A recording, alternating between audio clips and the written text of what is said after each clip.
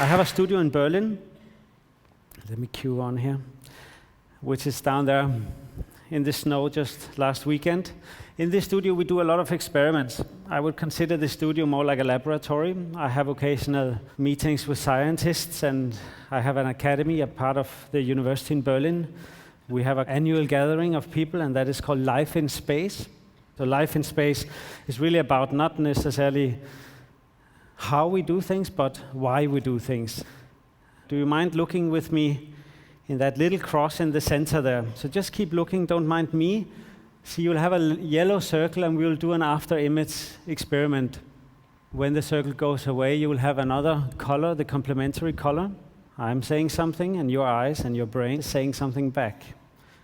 This whole idea of sharing, the whole idea of constituting reality by overlapping what I say and what you say. Think of a movie. Since 2 years now, with some stipends from the Science Ministry in Berlin, I've been working on these films where we produce the film together. I don't necessarily think the film is so interesting. Obviously, this is not interesting at all in the sense of the narrative, but nevertheless, what the potential is, and just keep looking there, what the potential is obviously is to kind of move the border of who's the author and who's the kind of receiver, who's the consumer, if you want, and who has the responsibility for what one sees. I think there is a socializing dimension in kind of moving that border. Who decides what reality is? This is the Tate Modern in London. The show that was in a sense about that. It was about a space in which I put half a semicircle of a yellow disc. I put a mirror in the ceiling and some fog, some haze. And the whole idea obviously was to make the space tangible. With such a big space, the problem is obviously there is a kind of discrepancy between what your body can sort of embrace and what the space in that sense is. So here I had a hope that I would, by inserting some natural elements, if you want, some fog, I could make the space tangible. And what happened is that people, they start to see themselves in the space. So look at this, look at the girl. Of course, they have to look through a bloody camera in a museum, right? That's how museums are working today. But look at her face there as she's checking out, looking at herself in the mirror. Oh, that was my foot there. She wasn't really sure whether she was seeing herself or not. And I guess in that whole idea, how do we configure the relationship between our body and the space? How do we then reconfigure it? How do we know that being in a space makes a difference? Do you see that when I said in the beginning it's about why rather than how? The why meant really what consequences does it have when I take a step? What does it matter? Does it matter if I am in the world or not? And does it matter whether the kind of actions I take filters into a sense of responsibility?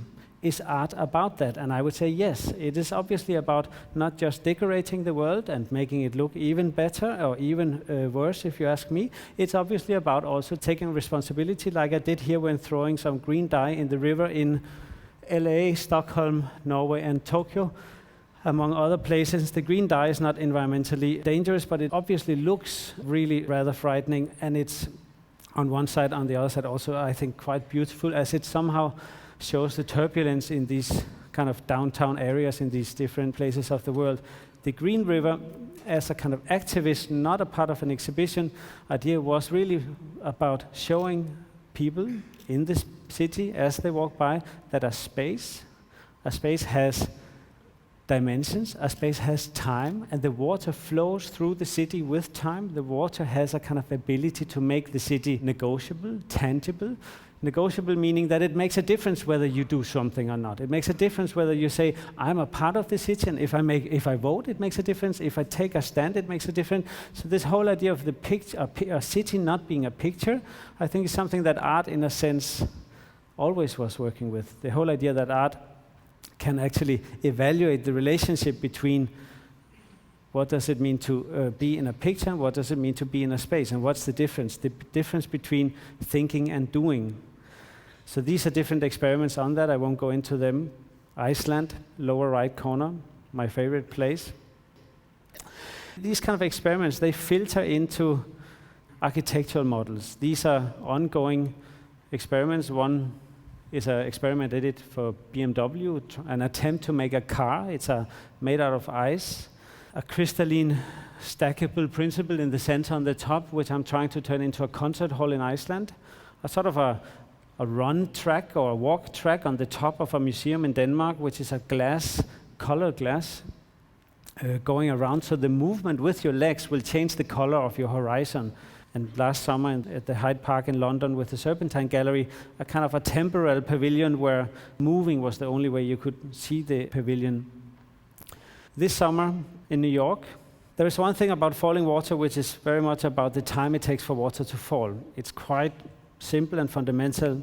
I have walked a lot in the mountains in Iceland, and as you come to a new valley, as you come to a new landscape, you have a view, and if you stand still, the landscape doesn't necessarily tell how big it is, or it doesn't tell you really what you're looking at. The moment you start to move, the mountain starts to move. The big mountains far away, they move less. The small mountains in the front, they move more.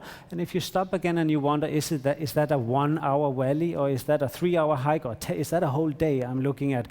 If you have a waterfall in there, right out there at the horizon, you look at the waterfall and you go, oh, the water is falling like really slow. And you go, my God, it's really far away and it's a giant waterfall. If the waterfall is falling faster, it's a smaller waterfall which is closer by, because the speed of falling water is pretty constant everywhere, and your body somehow knows that.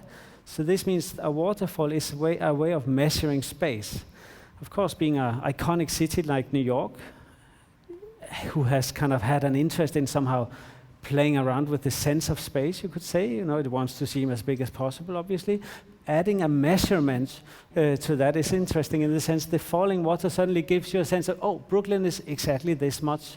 The distance between Brooklyn and Manhattan, in this case, the Lower East River, is this big. So it was not just necessarily about, putting nature into the city, it's also giving the city a sense of dimension. And why would we want to do that? Because I think it makes a difference whether you have a body which feels a part of a space, rather than having a body which is just in front of a picture. And there's a picture, and here's and what does it matter? Is there a sense of consequences? So if I have a sense of the space, if I feel that the space is tangible, if I feel there is time, if there's a kind of dimension I could call time, I also feel that I can change the space. And suddenly it makes a difference in terms of making space accessible. One could say this is about community, collectivity. It's about the sense of being together. How do we create public space? What does the word public means today anyway, right? So art in that way, I think, addresses great things about parliamentary ideas, democracy, public space, being together, being individual. How do we create an idea which is both tolerant to individuality and also to collectivity, without polarizing the two into two different opposites. Of course, the political somehow agenda in the world has been very obsessed polarizing the two against each other in different very normative ideas, and I would claim that art and culture, and this is why art and culture is so incredibly interesting in the times we're living in now, has proven that one can create a kind of a space which is both sensitive to individuality and to collectivity. It's very much about this causality, consequences. It's very much about the way we link thinking and doing. So what's between thinking and doing? And right in between thinking and doing, I would say there is experience. And experience is not just, kind of entertainment in this sort of non-causal way. Experience is about responsibility. Having an experience is taking part in the world. Taking part in the world is really about sharing responsibility.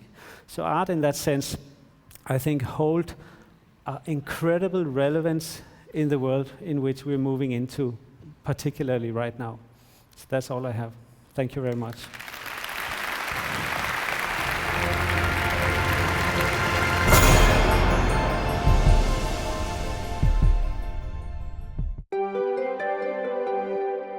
The first TED I came to, the product that they used to support the speakers on stage was somebody else's furniture.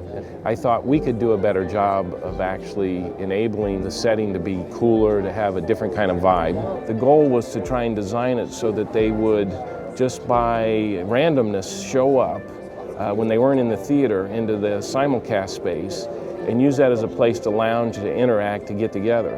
And then what we did is populate the space with tools that we thought that would enable them to continue the discussions that they heard in the theater. As we've learned that the simulcast could be adjacent to the theater and build a great experience, we decided that we could move it further away, first to Aspen and now to Palm Springs, and try and recreate it connected through HD quality video and the kind of furniture environment we're talking about. We could create an extended team space. I, in running a big company, gain a ton by being here. I mean, without the opportunity to use our products to help make it better, I would be coming. But because I can then connect my learning and the products to the site, I then get interaction and feedback from lots of people that use it, and it helps stimulate the next generations of what we might create.